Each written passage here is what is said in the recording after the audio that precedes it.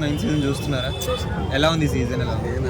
అంటే remaining seasons కంటే better అవుతా ఉంటుంది కదా 9 ఎవ్రీ సీజన్. అంటే బాగుంది, హిట్ అయినట్టే సీజన్. హిట్ అయింది కదా. ఓకే, మీ ఫేవరెట్ కంటెస్టెంట్ ఎవరు? నా ఫేవరెట్ డెమాన్, సుమ్. ఇద్దరులో ఒకసారి అరే ఉన్నానా మరి లైవే కదా నీకెందుకు కనబడతావు? నువ్వు కనబడతావు తన 100% కరెక్ట్గా వచ్చి పెడతాం మీతో మేము ఎక్కువ చేసి అడుగుతుంటాం. అంటే ఈ మధ్య చూసుకుంటే తగ్గుతుంది కదా గ్రాఫ్, మీకు ఎలా అనిపిస్తుంది? డెమాన్ గ్రాఫ్ తగ్గుతుంది. ఎందుకంటే ఆయన ఎగ్జాక్ట్ టైంలో పాపం ఆయనకి ఎక్స్ప్రెస్ చేయడం రావట్లేదు.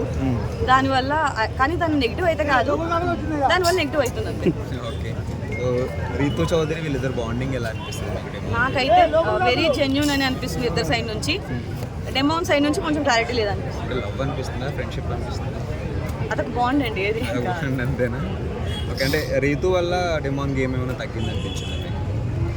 అలా ఏం లేదు.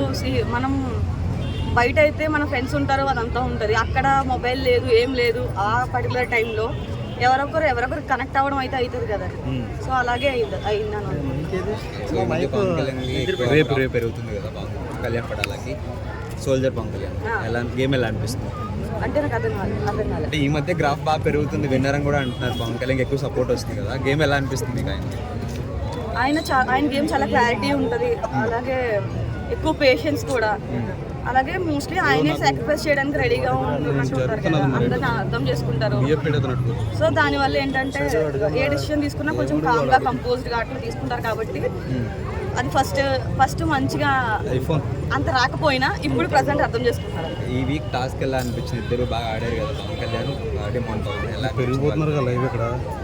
అంటే ఇద్దరు అది ఏమో నాకేం చెప్పాలి. గట్టి మాట్లాడండి. ఓకే మేడం, ఇమాన్యుల్ ఇన్ని రోజులుగా మంచి గ్రాఫ్ లో ఉన్న మనిషి గత 2 వారాలుగా వెనుకబడిపోయాడు, ఎందుకంటారు?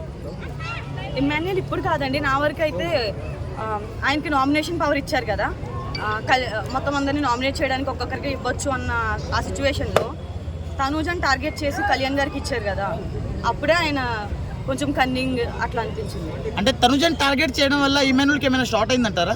అవును, అంతే కదా. ఆ రోజు కూడా అలా చేయడం వల్లే అప్పటి నుంచి తగ్గింది ఆయన. ఏం కాదు, లైవ్ అలా ఉంటుంది. ఇమాన్యుల్ గేమ్ ఎలా అనిపించింది స్టార్టింగ్ నుంచి చూసుకుంటే మీకు?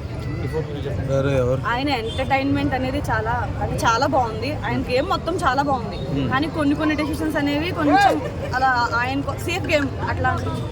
అందరితో మంచిగా ఉండడం వల్ల సేఫ్ గేమ్ అనిపిస్తుంది మీకు? అందరితో మంచిగా ఉంటూ తనూజని డైరెక్ట్ గా నామినేట్ చేయకుండా మళ్ళీ కళ్యాణ్ గారు త్రూ వేరే వాళ్ళ త్రూ నామినేట్ చేయడం అంతా సేఫ్ గేమే కదా.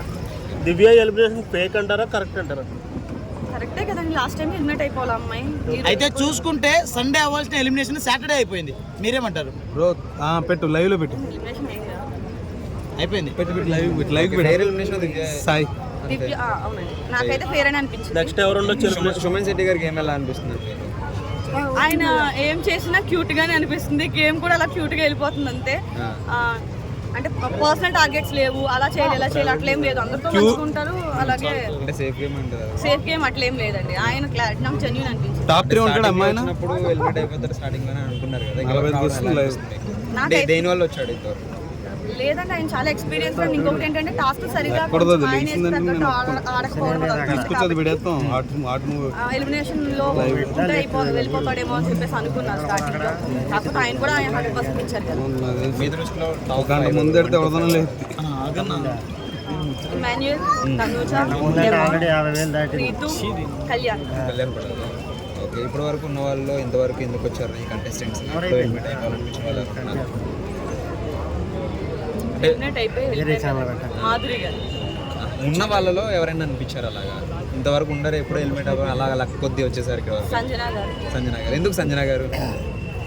ఆయనకు ఆవిడ కొంచెం నాటీగా చేసినా కూడా కొన్నిసార్లు అది ఇరిటేటింగ్ గా అనిపిస్తుంది కదా. సో దానివల్ల ఫస్ట్ స్టార్టింగ్ లోనే వెళ్ళిపోవాలేమో, కానీ ఇప్పటి వరకు ఉన్నారు. వెళ్ళిపోయిన వాళ్ళల్లో ఫేక్ ఎలిమినేషన్ అంటే unfair okay, thank you madam. సరిపోయిందారా అన్న దయచేసి మాట్లాడేటోడు